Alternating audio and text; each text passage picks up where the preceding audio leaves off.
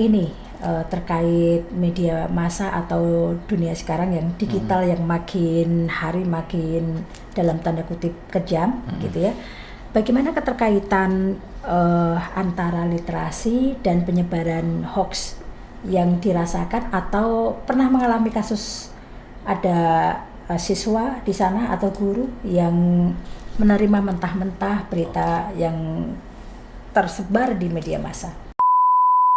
Nah, jadi dari tahap pembelajaran, kita kembali ke pembelajaran untuk guru-guru. Jadi kita arahkan memang guru-guru yang ada di SMA Bali Mandara ini untuk mengembangkan aspek literasi di dalam pembelajarannya. Literasi yang dimaksud tidak hanya membaca di kelas atau dan sebagainya, tetapi bagaimana anak-anak bisa membangun metakognitif mereka.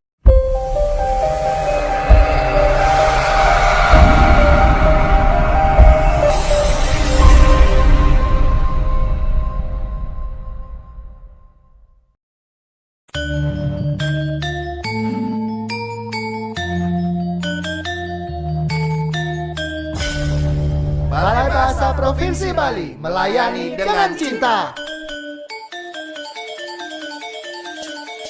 Salam bahasa, sahabat bahasa di mana saja sahabat bahasa berada. Senang sekali saya Puji Retno Hartining Tias menjumpai sahabat bahasa dalam program Bincang Bahasa dan Sastra. Sebuah program yang digagas oleh Balai Bahasa Provinsi Bali yang disiarkan melalui Studio Subasita Balai Bahasa Provinsi Bali.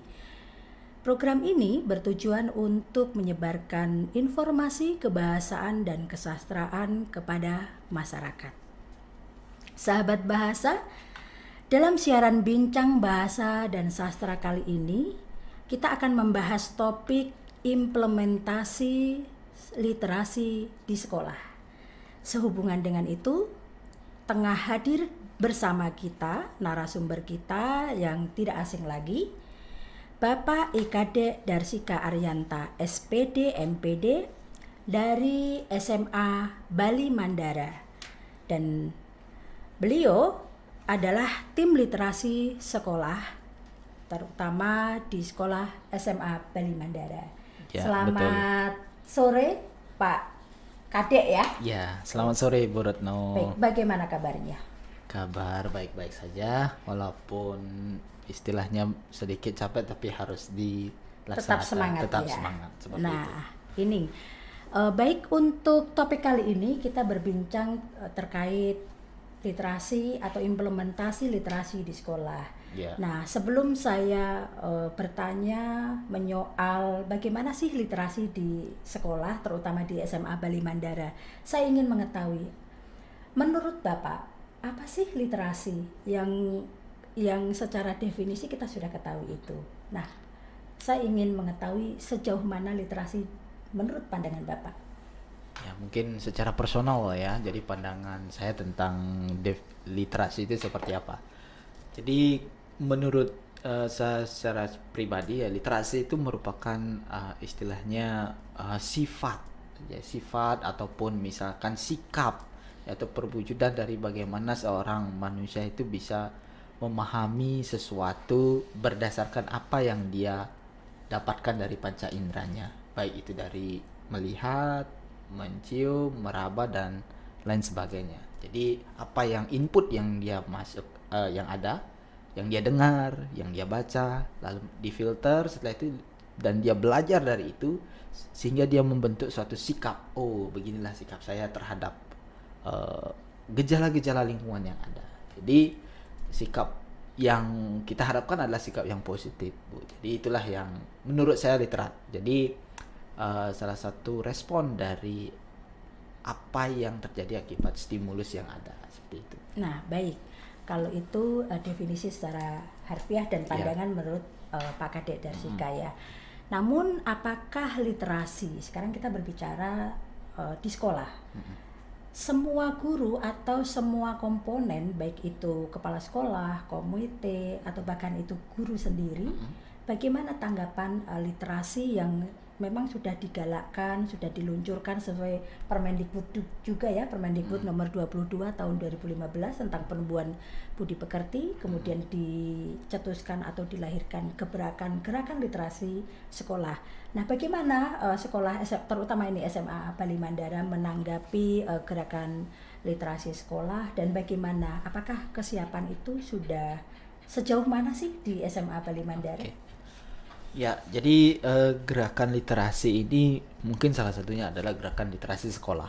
Jadi kita sebagai pendidik dan tenaga kependidikan bertanggung jawab untuk mengawal dan juga melaksanakan apa yang sudah diamanahkan sesuai dengan undang-undang, terutama di sekolah.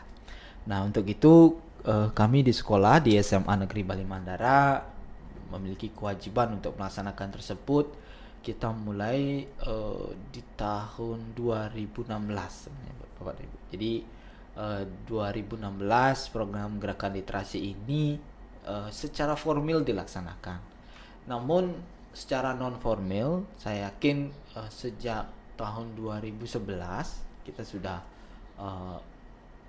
sedikit demi sedikit melaksanakan gerakan literasi, seperti misalkan ada misalkan English Day, ataupun misalkan ada mencoba membaca secara bersamaan dengan anak-anak. Karena sekolah kami berasrama, jadi harus ada beberapa kegiatan-kegiatan tambahan yang harus dilakukan oleh siswa agar siswa tidak tidak melakukan hal yang tidak diinginkan seperti itu. Nah, secara formal di tahun 2016 ada waktu itu kalau tidak salah ada hibah dan lain sebagainya untuk sekolah-sekolah untuk memulai kegiatan literasi seperti itu. Jadi dari tahun 2016 ini dimulai dari pembiasaan, pengembangan sampai pembelajaran itu kita jalankan. Nah, memang kegiatan literasi ini sempat juga terhambat dalam tanda kutip di tahun 2020 karena ada pandemi COVID-19. Tapi di perpustakaan sendiri di tahun 2020 ini menggunakan kegiatan literasi atau pembaca secara online gitu. Jadi berubah ke online jadinya. Yaitu ada pelaporan tentang misalkan anak-anak di rumah membaca dan sebagainya dilaporkan melalui kalau tidak salah di media Padlet seperti itu. Nah, itu berubah ke sana di arahnya. Jadi kita harapkan gerakan literasi ini terus berjalan dan berkembang di SMA Bali Mandara. Setelah itu walaupun misalkan pandemi ya kita berarti diubah tekniknya seperti itu. Ya, baik. Saya mendengar tadi Bapak menyebut pembiasaan, kemudian perpustakaan membaca secara online atau daring. Nah, saya ingin mengetahui pembiasaan literasi di sekolah di Bali Mandara itu seperti apa? Oke, untuk gerakan pembiasaan kami melaksanakan membaca 15 menit itu setiap pagi jam 7. Jadi anak-anak kita kumpulkan di hall, di satu hall besar itu pembiasaannya. Jadi mereka membaca apa istilahnya, bahan-bahan bacaan di luar jam pelajaran, di luar konteks pembelajaran, seperti misalkan koran, artikel, ataupun buku-buku yang mereka minati di luar pelajaran itu selama 15 menit. Jadi isinya 10 menit sih, 10 menit membaca, 5 menit penyampaian di depan di depan forum seperti itu. Jadi kita panggil satu anak dan anak ini menyampaikan apa yang mereka baca dan apa yang mereka dapatkan maknanya dari hasil 10 menit membaca ini. Ini dikoordinir oleh OSIS dan guru juga ikut di dalamnya. Jadi guru mulai start jam 7 baca di belakang tempatnya, guru di belakang, muridnya di depan. Nah, jadi guru dulu disuruh ke depan, lalu guru menunjuk dengan gayanya masing-masing untuk memberikan nanti juga sekaligus juga memberikan pengumuman-pengumuman kalau memang perlu dilaksanakan itu. Jadi 7 sampai jam 7.15. Oke, baik. Kalau itu pembiasaan 15 membaca juga sudah menjadi sudah menjadi istilahnya sudah menjadi biasa, ya, sudah menjadi rutinitas. Nah, namun yang saya ingin ketahui, apakah dalam 15 menit membaca itu siswa mampu memberikan informasi yang tepat, atau memang forum itu guru itu memberikan keleluasaan kepada siswa apa yang didapat, jadi tidak ada kata salah dan benar. Apakah dilakukan seperti itu juga? Ya, jadi bahan bacaan yang kita berikan itu adalah sesuai dengan apa yang anak-anak kehendaki. Jadi secara otomatis mereka akan sesuai dengan apa yang dia pengen nih. Mungkin hari Senin saya pengen baca berita deh, saya ambil koran atau apa.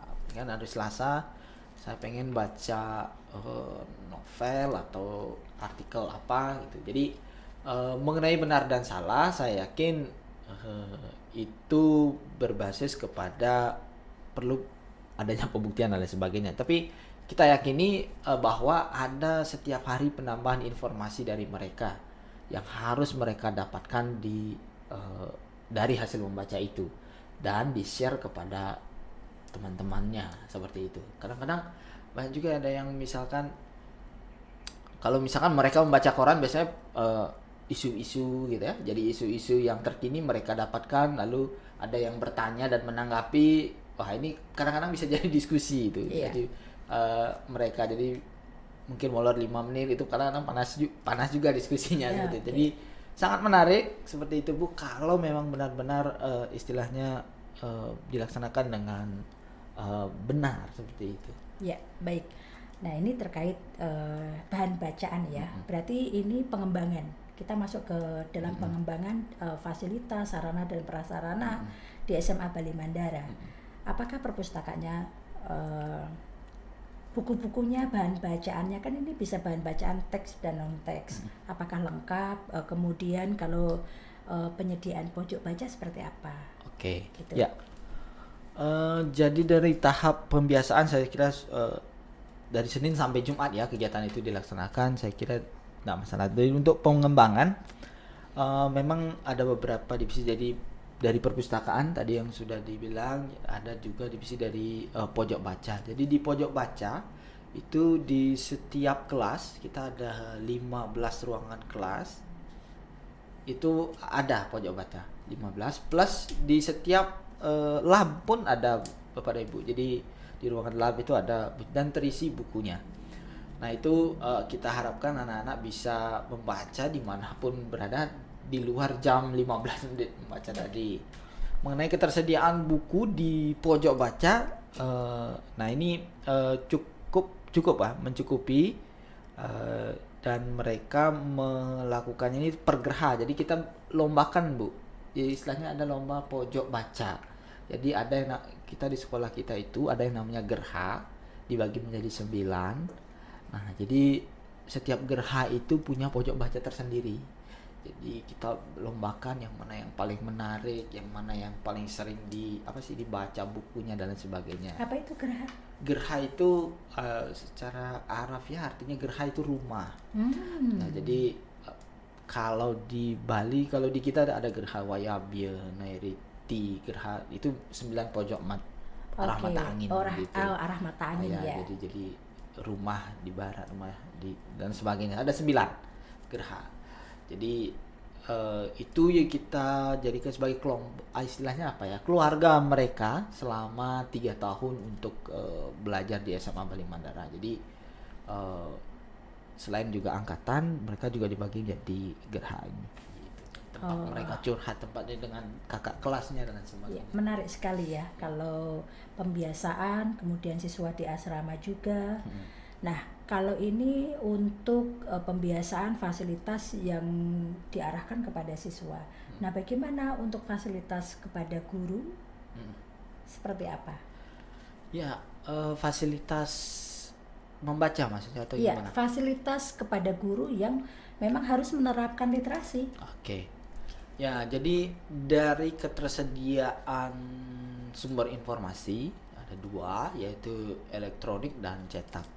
Itu untuk yang cetak diakomodir oleh perpustakaan tadi. Jadi ketersediaan buku non teks, di luar pelajaran itu saya kira cukup, karena memang banyak sekali bantuan-bantuan dari beberapa konjen, misalnya konjen India, konjen Cina, konjen yang waktu ini Jepang. Nah itu memberikan ini, dan juga ada namanya BI Corner. Nah itu kita dapat bantuan BI Corner bahkan sampai juara nasional untuk kategori sekolah itu. Jadi bantuan buku cukup banyak seperti itu, dan saya kira anak-anak tidak kekurangan buku dalam tanda kutip untuk dibaca seperti itu. Nah itu dari segi cetak.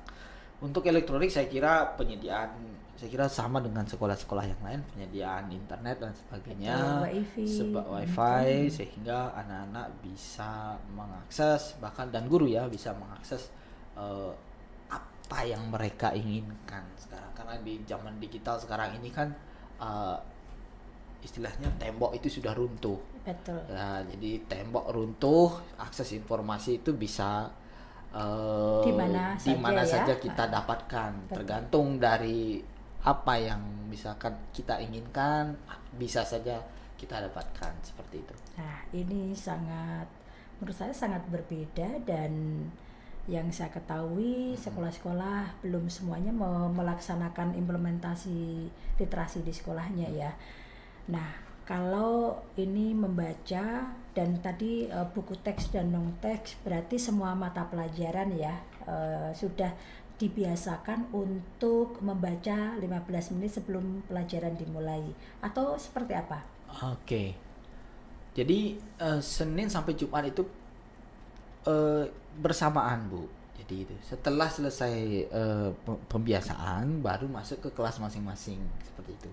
Jadi tidak di kelas masing-masing, tapi mereka kumpul dulu selesai. Itu kayak di satu lapangan? Satu hall besar, hall besar. Jadi itu mereka baca apa dan sebagainya. Setelah itu baru selesai kegiatan pembiasaan itu, baru mereka masuk ke kelas masing-masing untuk belajar dan sebagainya.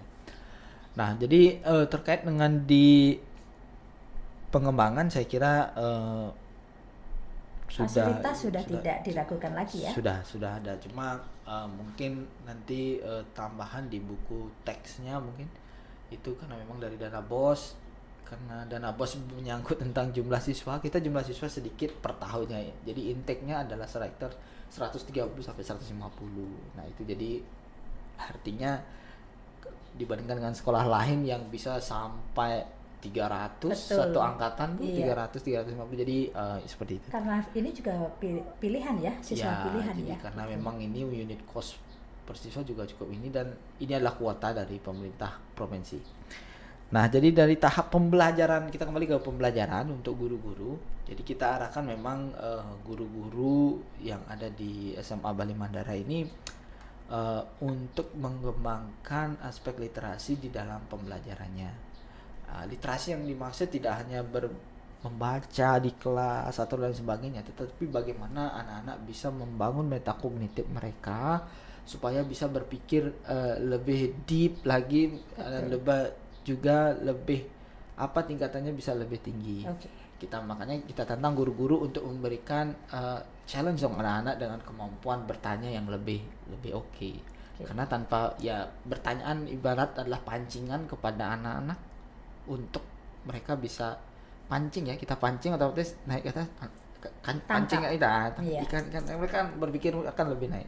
Jadi kita harapkan guru-guru seperti itu sehingga anak-anak berpikir mereka lebih bagus, dan juga bagaimana apalagi anak-anak SMA ya, nanti kemampuan literasinya bisa menjadi lebih baik lagi seperti itu. Nah, ini tadi berbicara tentang pembelajaran ya kan. Jadi kalau selama ini kita ketahui literasi itu pasti menjurus ke bahasa dan sastra. Nah, apakah penerapan atau literasi di sekolah itu sudah mencakup 6 dasar aspek literasi? Artinya literasi dasar. Kita tahu kan literasi dasar ada baca tulis, kemudian ada numerasi, kemudian ada sains, finansial, kemudian ada digital dan kewargaan ya. Nah, apakah keenam aspek itu sudah diterapkan di dalam penerapan literasi di sekolah Bali Mandara? Ya, kalau secara mengkhusus misalkan kita literasi digital gitu, tidak seperti itu. Tapi secara kita lebih berfokus pada project, Bu. Jadi contoh misalkan untuk mengembangkan literasi sains anak-anak, kita berikan mereka project misalkan anak-anak kita punya greenhouse Bu, jadi mereka punya, ada juga selain greenhouse mereka juga punya kandang kambing Bu, sayur, Bagus, bagus. mereka punya kebun. Oke. Nah, jadi proyek-proyek seperti itu yang mereka kita berikan untuk mereka rasa tanggung jawab. Otomatis nanti keterampilan mereka pasti akan bertambah. Contoh misalkan yang greenhouse, greenhouse apa? Vertikultur itu, teknik vertikultur itu Bu. Hidroponik. Iya, hidroponik. Hidroponik Betul, itu betul. mereka kita kasih. Jadi Gerha ini kita kasih proyek hidroponik. Gerha ini kita kasih proyek tentang beternak kambing. Nah, gitu, seperti itu. Menarik, Karena menarik. luas sekolah kita cukup ya, ada sekitar 10 hektar. Jadi kita berikan, potensi kita adalah luas lahan itu, jadi otomatis kita memanfaatkan lahan itu untuk pertanian itu misalnya. Karena memang sekolah kita adalah bekas sekolah pertanian Bu. Oh, berarti Jadi- mendukung ya? Ya, Sangat jadi mendukung sekolah sekali. pertanian apa ya namanya ya. Jadi sekolah pertanian dulunya. Setelah itu diubah menjadi SMA. SMA Bali Mandara. Nah, berupa proyek itu. Jadi secara by program. Contoh literasi digital misalkan. Program kita adalah anak-anak kelas 10 itu yang baru masuk kita berikan email semua, Bu. Email semua. Pada saat mereka mau masuk itu kita berikan email, kita berikan namanya foundation study. Mirip seperti dalam tanda kutip matrikulasi, Bu. Selama 2 minggu. Jadi kita nggak belajar dulu dalam 2 minggu Pengenalan itu. ya. Mereka pengenalan tentang ya seperti tadi ada pengenalan email dulu, gimana caranya menggunakan email, bagaimana cara menggunakan tanda kutip LMS, Learning Management System, bagaimana mereka kirim-kiriman email. Karena memang input kita kalau memang anak-anak ya, kalau di anak-anak di daerah perkotaan saya kira sudah fasih dari SMP. Karena input kita memang kita rasakan dari berbagai macam daerah yang ada di Bali, yang ada di pelosok. Jadi belum begitu Mereka mengenal belum digital kenal. ya. Nah, sehingga perkenalkan dengan foundation seperti itu. Samping itu juga kita latihkan mereka untuk Word, Excel, dan juga browsing dan lain sebagainya. Ya, baik, menarik sekali ya. Jadi penerapan literasi tidak hanya pada fokus bahasa dan sastra. Dan kalau untuk ini terkait media massa atau dunia sekarang yang digital yang makin hari makin dalam tanda kutip kejam gitu ya. Bagaimana keterkaitan antara literasi dan penyebaran hoax yang dirasakan atau pernah mengalami kasus ada siswa di sana atau guru yang menerima mentah-mentah berita yang tersebar di media massa? Ya, jadi biasanya, jadi untuk mengantisipasi hal tersebut, mereka kan biasanya mendapatkan stimulus dari luar, misalkan ya dari media sosial ataupun dari hal-hal yang mereka baca. Jadi anak-anak yang kita itu misalkan kita latih untuk bagaimana lebih bersikap skeptis. Skeptis itu adalah mungkin menurut saya adalah mempertanyakan informasi yang dia dapat. Jadi seperti itu. Jadi kita ajarkan seperti itu.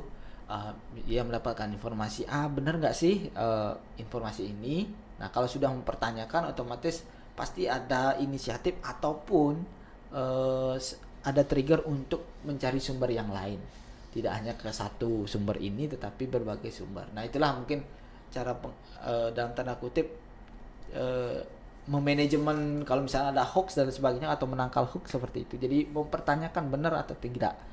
Kalau misalkan sudah dapatkan sumber yang memang dari sumber lain itu sama, cenderung sama, berarti bisa dipercaya dan sebagainya. Nah, di 15 menit baca di akhir itu biasanya kita berikan mereka pengumuman ataupun diskusi atau sharing mengenai ini hoax loh, ini berita yang nggak benar loh, ini yang benar kayak gini gitu di sana biasanya. Nah, dan cenderung anak-anak kita harapkan untuk skeptis tentang itu. Makin banyak dia baca, maka dia akan menjadi lebih skeptis. Nah, berarti itu juga harus ada pencontohan atau model dari guru dan semua elemen sekolah. Yeah. Ya. Nah, terkait itu, kalau ada kasus, siswa ada kasus, bagaimana menyikapi hal yang terjadi? Kasus di media sosial, siswa mengunggah di Facebook dan terjadi kasus. bagaimana tanggapan, apakah ini juga menjadi satu hal, berarti kurang melek literasi nih karena sudah ada beberapa kasus ini. Kalau memang tidak, berarti memang sangat teratur sekali penerapan literasi di sekolah Bali Mandara gitu. Ini seumpama ya, Iya. gitu. Jadi memang kalau misalkan ada kasus di media sosial dan sebagainya, tentu saja kita dari pihak sekolah harus memberikan beberapa klarifikasi. Tapi untuk sampai saat ini belum sih Bu, belum ada anak-anak kita yang dalam tanda kutip masuk ke mungkin yang lebih radikal ataupun mempercayai hal-hal yang seperti itu ataupun terlalu include dalam diskusi itu. Tapi yang menjadi poinnya adalah kita harus memberikan barrier kepada mereka, membentengi mereka dengan tadi. Jadi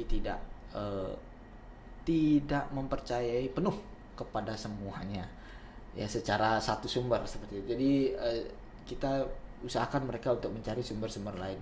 Itu pun di pelajaran kita arahkan, dibiasakan. Jadi jangan percaya buku saya. Oh Pak, buku ini loh yang dimaksud dengan misalnya kalau saya jadi hukum 2 Newton kalau gini loh bunyinya. Nah, coba cari buku yang lain sama atau enggak atau gimana gitu. Jadi ada keterbukaan ya Kak. Ya. Jadi tidak harus guru terus menerus benar ya. Tidak. Berarti ada keterbukaan dan memang itu sangat diharapkan saat-saat ini ya, karena memang siswa kita lebih kritis. Ya betul. Kadang-kadang mereka juga itu bisa ya. lebih tahu dulu ya, Betul. tidak apa. Jadi memang iklim yang zaman namanya sekarang ya. zaman sekarang seperti itu Bu. Sehingga apapun hal yang menjadi mereka temukan atau mereka lebih dahulu tahu ya kita bisa. Kita harus akui. Kita akui. Ya. Tidak masalah. Baik, kalau ini terakhir sebelum saya akhiri perbincangan kita hari ini, saya ingin mengetahui selain 15 menit ya, selain 15 menit membaca, kemudian saya ingin tahu praktik baik literasi, baik itu literasi sains digital dan 6 kriteria itu, apakah guru dalam pembelajaran sudah sesuai dengan modul gerakan literasi yang sudah kita ketahui bersama? Saya ingin tahu itu. Oke. Untuk di dalam pembelajaran kita memang berfokus kepada pembelajaran yang berbasis project Bu. Jadi untuk otomatis kalau dengan adanya project saya yakin mereka akan jauh lebih literat dan lebih kontekstual. Karena memang seperti misalkan itu. Jadi project kita kali ini adalah tentang bagaimana membuat terutama kalau ada di PKWU ya yang kemarin itu mereka membuat jajanan sampai ke analisis dan sebagainya. Kalau misalkan di fisika misalkan mereka membuat perahu layar sederhana gitu misalkan. Jadi otomatis mereka akan memancing literasi mereka dengan mencari sumber. Oh kayak gini loh kayak gini loh caranya buat, kayak gini loh hukum-hukum yang berlaku di kapal dan sebagainya. Seperti itu. Jadi dengan project ini maka anak-anak akan terpancing untuk melakukan literasi Bu dan lebih kontekstual. Tidak hanya misalkan catat, baca, tulis dan sebagainya gitu. Jadi anak-anak sekarang itu pengennya jadi pergeseran pembelajaran. Kalau kita zaman kita dulu kan Catat, ya itu baca, tulis itu ya. baca tulis. Nah, Selesai. Nah, kalau anak-anak itu pengennya mereka pengen yang lebih konkret. Mereka belajarnya itu karena memang generasinya kan berbeda. Kalau kita generasi kolonial kan. iya betul. Ya, mereka Berarti generasi sistematis milenial. ya mereka. Gimana? Sistematis. Anak-anak. Cenderung berbeda-beda Bu. Mereka tidak suka hal-hal yang teratur. Anak-anak kan atau anak remaja, tetapi mereka pengen bagaimana biar ada eksis, mereka pengen eksis juga, mereka pengen ada sesuatu hal yang hasilnya kayak gini gitu. Jadi kalau kita kasih mereka bacaan atau kita kasih ceramah ya mereka malah tidur atau gimana, udah bosan mereka. Iya baik, ini terakhir kali menarik sekali. Kalau menurut Pak Kadek Darsika, harapan Bapak terhadap literasi di Bali seperti apa? Oke. Literasi mungkin harus lebih berkembang lagi, tidak hanya baca, walaupun dan tanggung jawab membaca merupakan fondasi dasar yang harus dilakukan oleh seluruh elemen masyarakat. Dengan membaca otomatis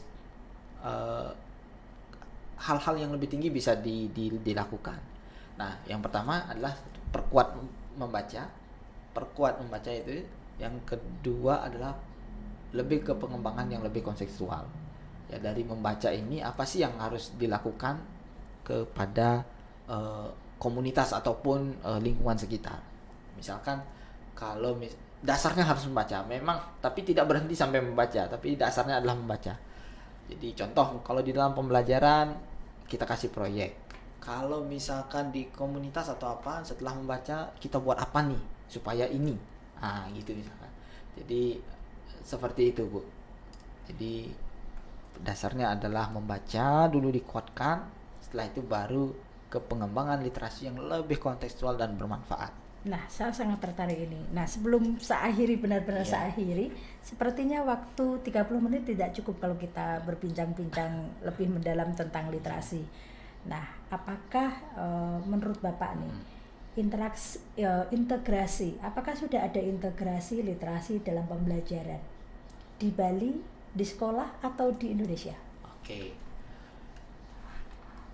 Di kelas saya aja dulu ya. Baik. Yang lebih dekat. Nah, ini contohnya ya. Jadi kalau begitu, apakah sudah seluruh Indonesia? Gitu. Oke.